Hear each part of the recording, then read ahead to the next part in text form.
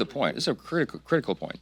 When I met with Elon in his office back in early February, he had just gotten into it. They were just uncovering the USAID abuses, and they went after USAID first for their review, their audits, because USAID screamed the loudest, opposed the loudest of this accountability measure, and so they effectively put the scrutiny target on their own backs.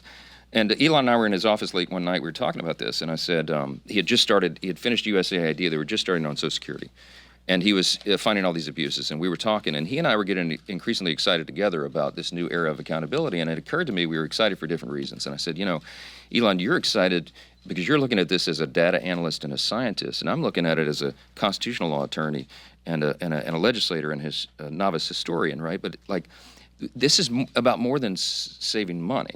This is about restoring the framers' original vision for the Constitution. The framers of our magnificent form of government, our matchless Constitution, what they envisioned, and in fact what they designed, was a small, lean federal government. They wanted most of the power reserved for the states, for the people at a local level, the closer to the people, because there's more accountability and efficiency.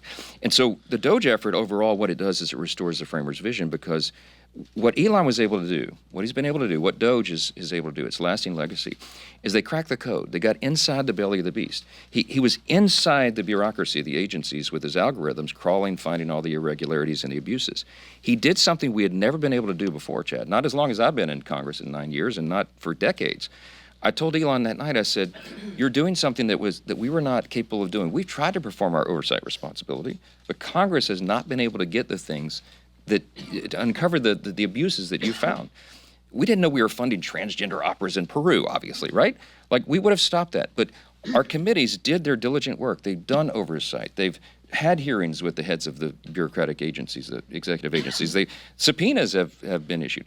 But never did they turn over this level of data and this level of detail. It was unknowable to us until now. And so, yes, we can't act fast enough on these rescissions to claw back these abuses, because it happened without Congress's knowledge. And that's a really important thing to point to. And look, you give credit where credit is due, and I credit Elon and the DOGE effort for doing that. Doesn't that undercut Congress? I mean, if that was Congress... No, Chad. I understand the uniqueness of his situation. Yeah, but what it's going to do, the lasting legacy of this, and the reason it's so important, and the reason they deserve accolades, is because they have done a reset in Washington. Now, everybody knows what the abuse is, not just Congress, but the American people. And we'll be able to demand and ensure greater accountability going forward, and that is a huge innovation. Back row, yeah. Elon Musk is sort of alluding to electoral threats against Republicans who voted for the big, beautiful bill. I mean, he spent $290 million in the 2024 election. How much of a threat is this to keeping the majority in 2024? Look, let me just address the Elon controversy and tell you that I consider Elon a friend. He's obviously brilliant. I just told you we credit him with all the big changes with DOGE and everything else. It's curious to me what happened this week. And full disclosure, Elon and I had a great conversation, about a half-hour-long talk on Monday this week. Monday morning, and we talked about the big beautiful bill, because I think he was trying to make a joke a couple of days earlier. It can't be big and beautiful, and I started the conversation. Oh yes, it can, my friend. It's very beautiful. So we talked about all the record level of savings.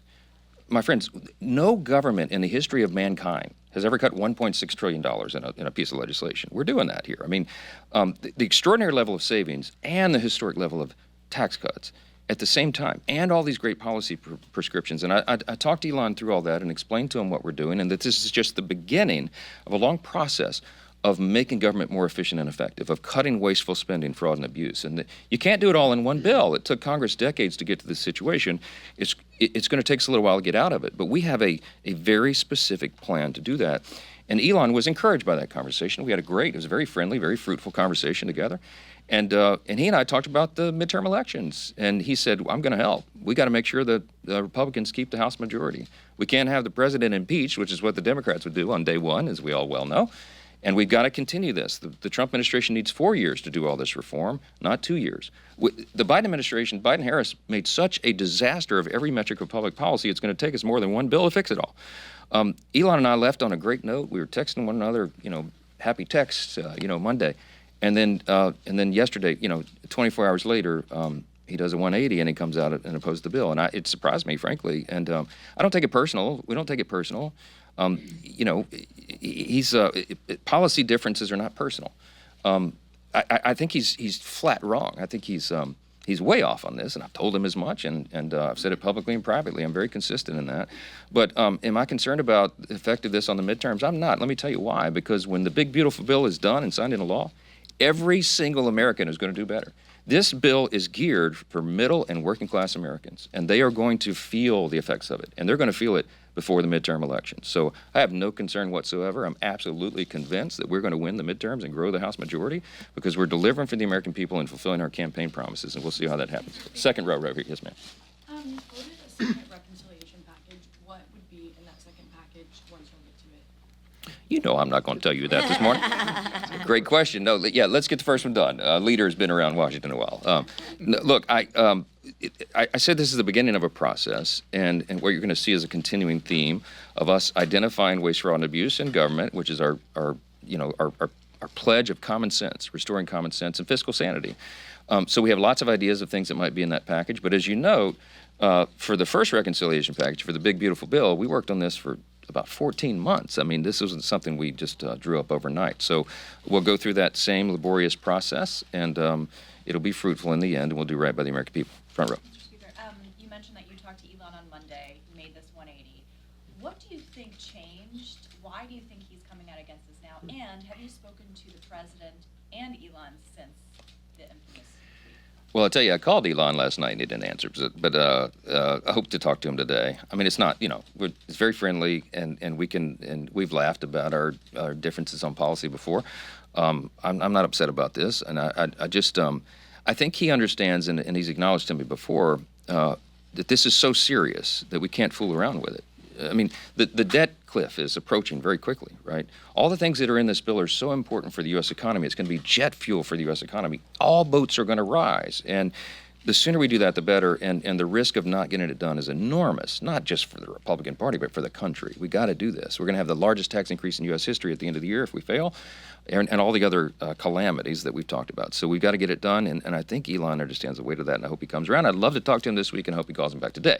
I talk to President Trump, all the time, multiple times a day. Obviously, we've talked about this. As you know, he's not delighted that Elon did a 180 on that. But look, I don't know what happened in 24 hours. Everybody can draw their own conclusions about that, okay? But I look forward to talking to my friend about it again, and I'm not upset about it, all right? Yeah.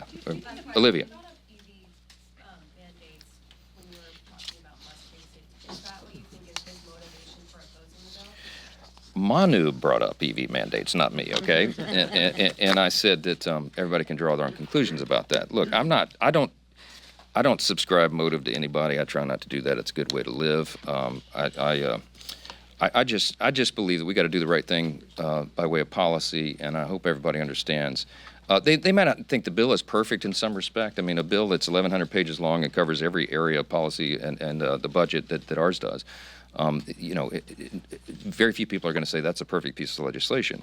But I hope everybody will evaluate that in both parties and everybody and recognize, wow, the benefits of this far outweigh anything that I don't like about it. And that's why we're excited about it. And I hope our mood is not dampened next time we're together, because we're going to celebrate this thing, getting it over the line by July 4th. Thank y'all. Appreciate it. Thank you.